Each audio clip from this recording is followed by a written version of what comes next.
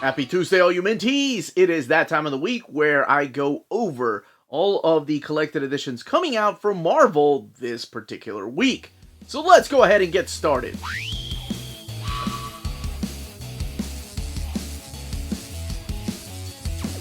Before going any further, I want to give a huge thank you to David Gabriel and the fine folks at Marvel for sending us advanced copies of these books. All of these books are due out on January 31st or February 1st, depending on where you get your books. So we're looking at a different array of collected editions. We have a digest size, a couple of epic collections, one big reprint, and an oversized hardcover. So today we're going to be starting with the Miles Morales, the Avenging Avenger. And as always, I'll leave timestamps in the description of the video so you can jump around in case you don't want any kind of spoilers at all, or in case you're not interested in a particular title and only interested in some. So, let's go ahead and start. Alright, so kicking it off with Miles Morales, the Avenging Avenger. This is one of the digest-sized books, so it's smaller scale compared to the size of an epic collection here, which is the trim size of a comic book. So, this is what it looks like. A little bit here from that angle. Just to kind of give you an idea of what we're looking at. Now, the size of the book is not the only thing that's smaller. The price of the book is also smaller. $13.99 for these. And what these are is a collection in a smaller format of previously released trade paperbacks, or omnis, if you will, or hardcovers in some cases. And this here collects Spider-Man, the 2016 series 12 through 19, and Spider-Gwen 16 through 18. So it includes that crossover. Now, Spider-Man is very important to remember that this is Miles Morales, but it's when he is in the 616 universe. So his status quo has kind of changed. And his supporting cast is still very similar, one way or another. They have made it over here to the 616 universe from the Ultimate Universe. And there's a team up with Spider-Gwen that kind of changes the way both of them feel about each other, which is always kind of odd to me, but because just of who they are, maybe it's, I'm thinking too much of that Ultimate Clone Saga from the Ultimate Spider-Man series. You have artwork in here from Sarah Pichelli doing a lot of the Spider-Man series, of course. And then you have the Robbie Rodriguez, I believe, is who does the artwork here for Spider-Gwen, written by Jason Latour. Brian Michael Bendis, of course, writing the Spider-Man stories.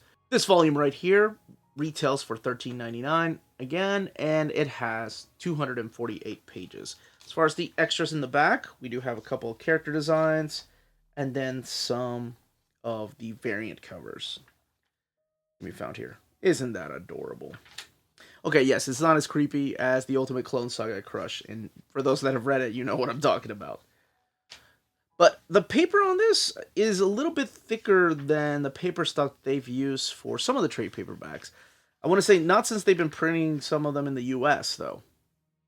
And speaking of US, that's where this particular trade paperback was printed. This is Star Wars Bounty Hunters Volume 5, The Raid on the Vermillion.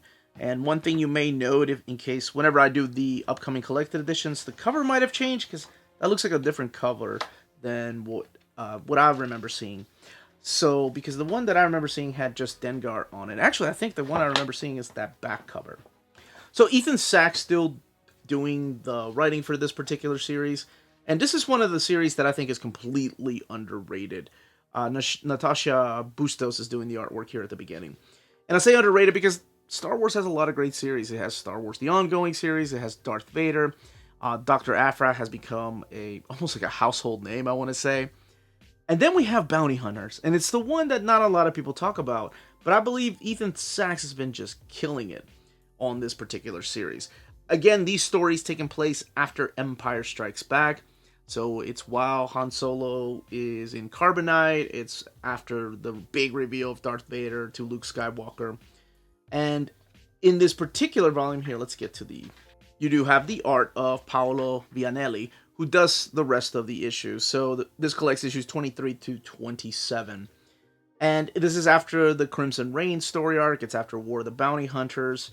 Balance has a new, well, He's in a completely different place than when he was. So one thing I will suggest is having read the previous volumes, because you might be a little bit lost. Yeah, you might recognize some of the bounty hunters like Bosk or Dengar here, but there's a lot of new characters to Star Wars. Something very cool happens in the raid on the Vermillion Part 2.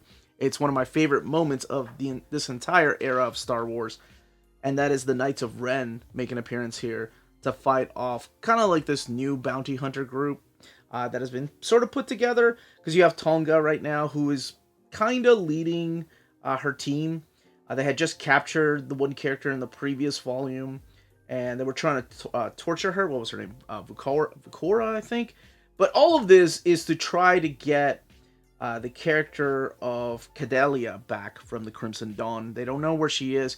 All they know is that the Vermillion has taken her somewhere. So that's what the raid on the Vermillion is. Meanwhile, Valens is out there with the Imperials. What exactly is he doing, or how that's going to change the game? We don't know yet, but it is an awesome story that I really enjoyed. I really like the artwork. You have this newer kid right here, Tazu, who is actually proving to be a pretty badass character. Now, this book right here retails for $17.99, and this one has 144 pages. All the way in the back, we do get some variant covers. And where else you can... Oh, I like the connecting covers there. That's cool. And then where else you can follow the adventures of Star Wars characters. Next up is Marvel Knights Make the World Go Away. And this was originally published as a 6-issue miniseries to celebrate the 20th anniversary of the Marvel Knights imprint. This one also printed in the US, right here. You can tell by just feeling this. Paper stock seems a little bit thicker. So we meet this character that is just going out into the cemetery. He's a bearded guy with glasses on, sunglasses rather, and he's approached by a detective Frank Castle. Now, he doesn't know how he got there, he doesn't know what he's doing there, and Frank Castle's like, hey, look, you need to come with me. I happen to know a little bit about you, and sure enough, this guy discovers that he is none other than Daredevil. And Frank Castle, of course, is the Punisher. So what exactly is happening? Why can't he remember who he is? But he's not the only one that's not able to remember who he is, as we reveal throughout this series that it's also most of the characters from the Marvel Universe cannot remember who they are. We have Frank Castle teaming up with this nerdy guy right here who turns out to be Bruce Banner, and they're checking off a list of people to visit to try to get their memories back. So, sort of like House of M, but not that alternate of a future. Something's happened where people have forgotten who they are. The really interesting thing about this, I love that right there, is that each issue is written by different creators. You have Donny Cates writing the first issue and the 6th issue. Then you have Matthew Rosenberg, Tini Howard, Vita Ayala, and Donny Cates finishing it off. Now, the actual script are written by said creators besides Donny Cates, and he's the co-plotter to, I guess, kind of bring it all together. But it's interesting to see that, because it almost feels a little disjointed at times when one story ends and the other one picks up. And that also could be because there are 5 different artists working on this particular book. But it was a pretty interesting experiment. Now, this actually came out in 2019, so I don't think it's been collected before in trade paperback, which I find really interesting because Marvel's really quick at the turnaround time from single issues to trades. So I think, and please correct me if I'm wrong in the comments section, I don't think there was a previous trade, maybe a hardcover, but I don't remember that either. So it's not just your street level characters like Daredevil, Elektra, and Punisher. There are actual bigger characters in the Marvel Universe. Well, you saw the Punisher hanging out with Bruce Banner, who of course some of you all probably know is the Hulk. Most of you all. But this book retails for $19.99. Look all the way in the back here, because we do have some extras, like this variant cover to issue number 1, and other variant covers. So this one has 160 pages. There's the connecting covers, and again, retailing for $19.99. And that is Marvel Knights Make the World Go Away. I forgot to mention, do they ever make the world go away, or do they restore it back to the way they remember it? I promise it all gets resolved by the end of the 6th issue here. Edge of Spider-Verse. What an interesting yet confusing time to come into the world of collected editions or comics in general. Like, if you had stopped collecting comics 3 years ago and come back, you would see all these different titles that you're like, wait a minute, I remember Heroes Reborn. I remember X-Men Inferno. I remember Spider-Verse and Edge of the Spider-Verse. What's happening? They're just borrowing these titles, I think. This one probably to coincide with the movie. So yes, this is Edge of Spider-Verse, not to be confused with the previously collected Amazing Spider-Man Edge of Spider-Verse, which introduces to the characters of like Spider-Gwen and other characters that played a big part in the original Spider-Verse. This is Dan Slott's finale of Spider-Verse, or what leads into the finale. This is actually him with a group of other creators writing these stories, and you have different pencilers. These work like an anthology. So each issue has about 3-4 stories in there. Like, some are shorter, some of them are longer. You have the return of Araña right here. And she will get a new costume by the end of this. She is visited by Madam Web. Madam Web warns her of the Sisterhood of Wasp. They are now coming back because they thought that they had defeated them. But the hunter Delilah is gathering their forces to come after the different spider folk. So Araña looking more like Araña. And Madam Web, well, if you haven't been keeping up, I'm not going to reveal who she is. We get to meet one of the most interesting spider characters, and that's Spider-Rex. This is Peter Parker. Yes, he's a T-Rex. I swear. Out of the way, Spider-Ham. Here comes Spider-Rex. This is from Earth 66, a long, long time ago. And it's him fighting the Green Pterodactyl. You can't make that stuff up. I just read, what was it, the Jurassic Justice League? Was it the Daniel Warren Johnson story? And I was like, what is it with dinosaurs? If I was a kid, I'd have loved this. Now it's like, well, you know what? We had a spider bot. Sure, whatever. Now, they're not just new characters, like I said, where you are reintroduced to others. Like, you had Araña there. You have a couple of new characters. You have Spider-Gwen come back. The variant covers are not all collected in the back. Sometimes they're collected on the opposite page of the main cover. So we kick this one off with a Spider-Gwen story. She's back on her Earth with the Mary Janes. And all of this is leading to the last Spider-Verse. That's where this is going to lead. This one retails for $17.99. It has 168 pages, and it collects all 5 issues of Edge of Spider-Verse. The new Edge of Spider-Verse that came out in 2022. And some of these characters are a lot more endearing than others. I will say that about these newer characters. Yeah, sure, I'm a fan of Spider-Rex. This one is cute. I do like this character. This one obviously has a huge manga inspiration. Not that she is the only one. This is the Sakura spider. But Cherry Blossom spider? Alright, let's look in the back. So all the way in the back is where you're going to find other variant covers and character designs for some of the characters that appeared through here.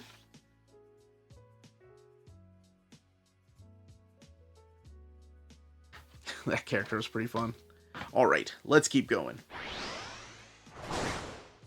It has come to that time of the video where I show the spines. So this is also the time of the video where I remind people to hit that like button, subscribe, and ring that bell for notifications. All that helps with our YouTube algorithm, and it's a very small thing you can do, but it goes a long way for us here.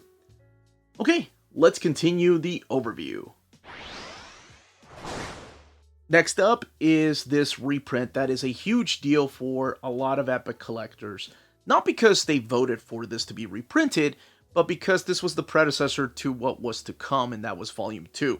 Now, because of scheduling and distribution and delays, we ended up getting Volume 2 last week, which I've done an overview of already, and then we got this. So, the reprint of Ant-Man Giant Man, the Man in the Anthill, which I think was the name of the first story that's collected in here. Here's the spine, not sure where I'm focusing on that, I've already shown off all the spines. The back of the book, Volume 1, 1962 to 1964, collecting Tales to Astonish 27 and 35 through 59. And the rest of this is collected in Volume 2, which fits right here. Look how nice they look together. the spines. And I'm not sure if there's going to be any more epics. I mean, yeah, of course they could make some more and make modern epics. Of course, there's a lot more Scott Lang, Hank Pym, Bill Foster stories. But I'm not sure. I guess we'll see. But back to this. So let's go ahead and get this open. Ant-Man, Giant Man. Here are your main creators: Stan Lee, Larry Lieber, Ernie Hart, and then you have Jack Kirby, Don Heck, Dick Ayers, and Larry Lieber. Here's all your inkers. And collecting those particular issues that we just talked about. So the big deal about this is that this was a book that came out, I believe, 8 years ago, if I'm not mistaken. And out of nowhere, they decided, not out of nowhere, I'm sure it's because of the Ant-Man Quantumania, but we didn't get anything for Volume 2, or the second movie, or the first movie. So it was a really big surprise to see this. I'm so happy that we got to announce it. So here we have Tales to Astonish number 27. It is the first story, The Man in the Anthill. This doesn't have Avengers. This doesn't have any kind of superhero costumes. It's just the guy that developed the formula, Hank Pym, that could turn himself small. And he's able to talk to animals, or I guess make sense of them.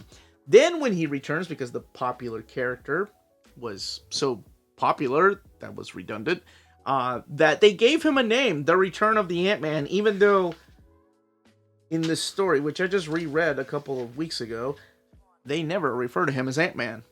So he does get a code name, and here he is. And Tales to Astonish number 35, Hank Pym as Ant-Man.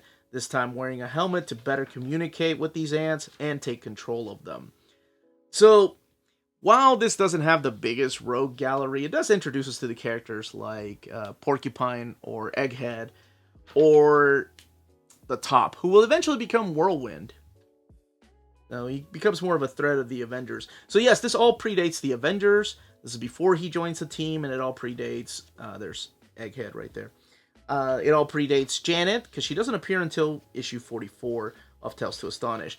And in issue 44 of Tales to Astonish, we also get something that they just kind of threw in there that I completely forgot about until her... Well, never mind, that's a bit of a spoiler if that character shows up or not. But we learned that Hank Pym had been married before. That he had been married to a lady named Maria. This young lady here.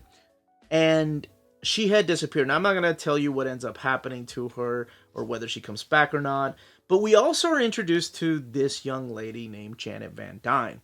Now, immediately he thinks of Maria when he looks at her. He's like, oh, she reminds me of Maria. She looks like Maria. And she had just lost her father, so she's investigating what could have possibly killed her father. So in her first appearance, she gets a costume, and she becomes the Wasp. Again, this is before Avengers are formed. So these stories were all found through Tales to Astonish. And I guess he wasn't like the characters of Captain America or Thor. Well, this also before Captain America. Thor, Hulk, or Iron Man. That they didn't give him his own title. So he had to share the title with other Marvel heroes, including the Hulk eventually, who will take over the book, and then the Submariner.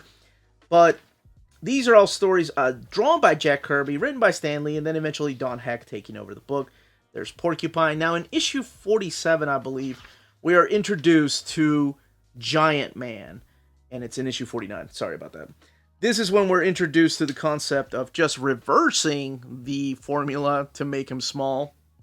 And now he gets big. So I guess because they had two little characters in the book, they wanted one of them to be big, so instead of becoming Ant-Man, he turns into Giant Man. There's the Top. And all of these are pretty self-contained, with a few exceptions, like the Top story right there. This is the fight with the Black Knight. He ends up getting a new costume later on, which I don't think many people were fans of. That the Colossus. There's a Cyclops and Colossus here. Nothing to do with the X-Men. They just like those names. Which I guess they did very much like those names because they were later used in the X-Men books. It's the Return of the Top right there. And we also have a story in here with Spider-Man.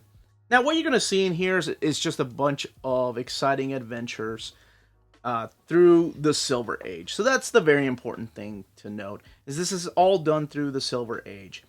And yes, you're going to see some stories in here that demean women.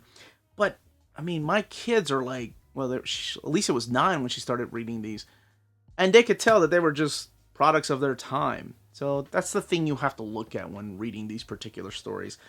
I know sometimes modern readers get upset with some of these old stories, but that's just the way they were told. I guess almost like dated Looney Tunes cartoons when you look at them through that. Oh, there's the Hulk right there, who will eventually, like I said, take over the book. And then, of course, Giant Man and the Wasp would eventually join, or Ant-Man, rather, would eventually join the Avengers. Here's some artwork, original artwork right here by Jack Kirby and Dick Ayers. Original pages. And house ad. Love seeing those old house ads. The Marvel Masterworks Ant-Man Giant Man, Volume 1. This is the trade paperback cover whenever they started to modernize the colors on those covers. Now, this particular book right here retails for, I believe, $44. No, this one is $39.99. I want to say the first printing, and please correct me if I'm wrong, was $34.99 if I'm not mistaken. This one has 448 pages. So that is Ant-Man, Giant Man. We didn't get the solo stories of Wasp. That's the only thing I was disappointed in here. I forgot to mention that we didn't get the little solo stories of her. I bet if they were to redo this, they probably would have named it Ant-Man and Wasp. Maybe mapped it a little bit different. Not that she had a lot, because we did have like 10 more issues of Tales to Astonish in the next volume. Next up is Silver Surfer Epic Collection Volume 5, The Return of Thanos. One of the biggest gap fillers to be released this year. And here's the back cover with the Impossible Man. By now we have Ron Lim that has been doing the artwork for the most part, collecting issues 24 to 38 of the Silver Surfer, plus the graphic novel The Enslavers. And that one came out in 1990, and it was a long time coming because it started in the 80s when Jim Shooter approached Stan Lee to do an original graphic novel. So let's actually talk about some of the stories in here without going into spoiler territory, although the cover says The Return of Thanos. Now, this has previously, not all of it, I'm sorry. This has previously been collected before in a trade paperback. Some of it is collected in the Infinity Gauntlet Omnibus. But a lot of it is brand new to collected editions, like the Kree Skrull War 2. So there's this new ongoing struggle with the Kree and the Skrulls, and the Silver Surfer gets caught in the middle of it. We have a brand new Super Skrull. We have a secret agent, Ronan the Accuser, makes an appearance here. And this is the tail end of Steve Englehart's run. Most of his stories are all the big part of the new Kree Skrull War, or what is, some of us call it the Kree Skrull War 2. There's the Stranger, Living Tribunal. This is a really great page right here. I love that. And then eventually Steve Englehart ends up leaving the book, and we have Jim Valentino do a couple of fill-in issues. This is one of them drawn by Ron Frenz right here. And he just comes in while they're getting a new writer. And this new writer is a big deal. Now we have the fight with the Impossible Man, who some of us cannot stand, and others are like, oh yeah, he's a great character. Actually, I've never really met an Impossible Man fan. But if you're a fan, more power to you, and leave the comment down below. Let me know if you like the Impossible Man. He gets on my last nerve. He's kind of like, what's his name from DC Comics, Mr. Mixoplex. And he could just change into anything, and any time he makes an appearance, oh my gosh. But then we get the first issue. I love that they put that there for collectors, right? When you were collecting single issues. The first issue of a new era of greatness, because we have not just the return of this big purple dude, but the return of Jim Starlin. Comes in as a writer, and he is planning on something huge, because as soon as the first issue starts, we see Silver Surfer arriving on this planet, taking a little bit of a nap, and realizing that he's dreaming or something's going on, and he sees Death sitting on this throne. That's a badass picture of Death, again drawn by Ron Lim. He sees her sitting on the throne, and then realizes that not everything he's been seeing has been a dream. Some of it was real, and it's not until the last page that it is revealed that Thanos is back. Jim Starlin, look at that, Ron Lim. And this is Tom Christopher supplying the inks right there. This was such a cool return. This is one of my favorite issues right here. The name is Thanos. So this is when Thanos takes Silver Surfer on a little bit of a journey to talk about the importance of balance in the universe. Talking about how people are using up resources on different planets, so why don't we just cut the population by half? Now, if you're a fan of the movies, this is the type of Thanos you like. This is the way that you remember him. Anybody that has read this story knows where this is going and knows that it's not all as it seems. As a matter of fact, there is an amazing, horrible twist that Thanos does that it's a big revelation that he's using the Silver Surfer, and what Silver Surfer does, you're like, holy crap, that is dark. Oh, it's so awesome. So Silver Surfer, in order to get more information on this big purple guy, not this guy right there, and we'll talk a little bit about him in a second. By the way, this is such a big joke right here. The 3 guesses who the Silver Surfer has an encounter with in 30 days. So this issue right here. He's green, purple, and hard to deal with. Well, I can tell you it's not Drax. It's actually the Impossible Man. You like the Impossible Man, more power to you. Alright, so this is cool. This is a very Jim Starlin thing to do, and that's to do a recap of everything that's happened previously, using some panel layouts that he did when he was drawing some of those issues. And keep in mind, this is also the first encounter the Silver Surfer has had with this creature known as Thanos. Because in the past, Thanos has been gone from the Marvel Universe, from the 616 universe, for about 13 years before he made this reappearance here. So where has he been? Now that's all revealed in the next Epic Collection.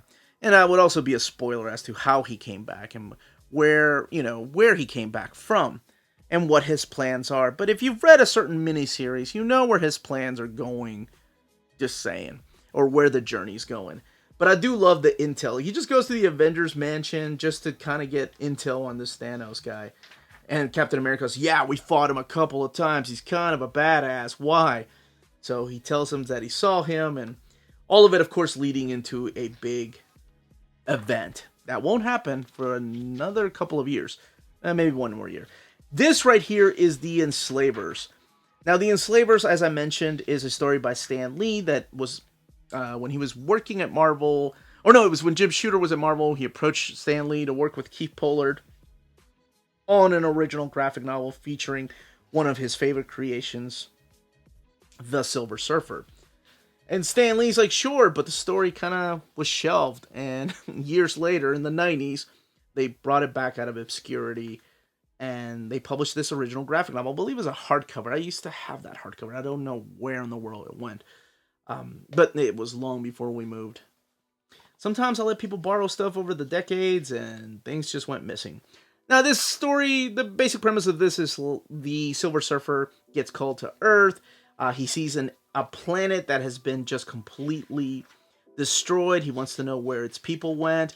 He investigates. We have an alien race approaching Earth, and it's revealed that these aliens are called the Enslavers, and you can pretty much guess what they do. So it's up to the Silver Surfer to save the day, and that's all I will say about that. This book has 480 pages. And let's look at the back for some extras here, including some pinups, house ads. That's such a cool house ad with two of the biggest things happening in Marvel Comics at the time.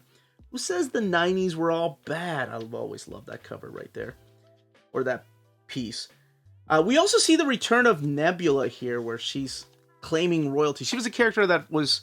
It's different than the comic or the movies. She was a character that claims to be related to Thanos, but it's different than her relation to Thanos in the actual Avengers movies. She appeared through Roger Stern and Big John Buscema's run on Avengers. And she looks different, and she's definitely going to look different by the time you get to Infinity Gauntlet. And the way she looks in Infinity Gauntlet, well, that's all explained why that happened through these very pages found in this epic collection. Oh, and couple of things I forgot to add. This book right here retails for $44.99. But just look at this. Look how many Silver Surfer epic collections we have. That is a lot of Norton Rad's adventures all on one shelf. And I love it. I love seeing this shelf, all the silver right there, or I guess gray, and all of it lined up together. This is such a nice collection that I would love to see in omnibus format one day. But for the meantime, these epics are wonderful. Last but certainly not least is Fantastic Four by Dan Slott. This is volume 3 of his ongoing series, and of course he left the book a few months ago, and Ryan North is the new ongoing writer. This book retails for $44.99. Does have a dust jacket with this nice image right there of the Watcher and that sidekick right there, and I won't spoil who that is in case you haven't read books like Original Sin. So this particular collection right here collects issues 21 through 30 of the Fantastic Four, the 2018 series that was relaunched by Dan Slott. But it kicks off with issue number 0 of Empire 0 Fantastic Four. And it also has Empire Fallout Fantastic Four. So we're introduced to this Casino Cosmico where the characters are staying for now. And they witness a gladiator fight between a Kree and a Skrull, which of course happens all the time. However, the more Ben pays attention to this fight, he realizes, wait a minute, those are just kids. So the kids right here of, what are their names? Jovel, I believe is the young Kree warrior. And then Nakal, I think, is the Skrull warrior, if I'm not mistaken. Both of them will play a big part in the Fantastic Four. The family just keeps growing, of course. And this story taking place during the time of Empire. Now, Empire is about to split up the team. Some of them will be up in space, and then some of our characters will be here on Earth. So it's up to Valeria and Franklin Richards to gather up some backup heroes to come and help an attack by, well, I'll leave out who the attack is by, but you do see Wolverine and Spider-Man, 2 members of the new Fantastic Four team, step up and help out the kids. We see an immediate connection between this young Skrull girl and Alicia for some reason. Now, if you've been reading Fantastic Four for a while, you probably know how Alicia is connected to the Skrulls and what she has to do. There's a couple of beautiful moments in here. And I know that Dan Slott's run for most people are ups and downs, but there's aspects of it that I really like and other things that make me mad. I ain't even going to talk about the Franklin Richards thing. However, I do like the way that he writes Valeria. Just like I love the way that Jonathan Hickman wrote Valeria, I think Dan Slott really, really writes a good Valeria. This is kind of a flashback issue right here of Johnny telling Iceman about this backup story from the past, and not much of a retcon. Now, some of the Silver Age, have Silver Age fresh on the mind. Some of the variant covers are on the opposite side of the standard edition covers. This one here supplied by Mark Brooks. And the interior artwork, by the way, is R.B. Silva and also Paco Medina for the most part. Now, in this story, this is all kind of split up in half. We have a newer character. This is a mysterious character known as the Helmsman. And he's looking for specific pieces, collecting these pieces. This is all leading up to the big Reckoning War that's to come in the next volume. And one of the pieces has been under Dr. Doom's hand. Like, he has it in his castle, not his physical hand. But here he is with Zora, and he just lets him take this piece. Why does Dr. Doom just let someone take something from him? You know, the character of Dr. Doom, you know, he's playing everyone. So it's a interesting story with some gorgeous artwork. Again, Paco Medina, R.B. Silva. Love the way that both of them bring it together. And the colors, I believe, help everything come together, too. And I know this type of art is not for everybody. I've called it the Stuart Eminem cartoonish type of art for a while. But, I mean, he was just one of the artists that used this type of artwork. We have a lot of artists like that, like Pepe Larraz, R.B. Silva, and as I mentioned, Paco Medina. But Paco's art's a little more finished. So again, variant covers, and then the main cover. We do have some stuff in the back. Actually, let's go to the back. So all the way in the back, we have a little bit of a letter page strip right here by Will Robson and Marcio Menes. And then you have some of the other variant covers. The paper stock, this one, by the way, printed at the iMac printer. It's thicker than their last few Omnis because it's got a glossy finish to it. And I didn't feel that almost dirt-like substance when you touch some of the Omnis from the iMac printer. Maybe on some of the heavier inks.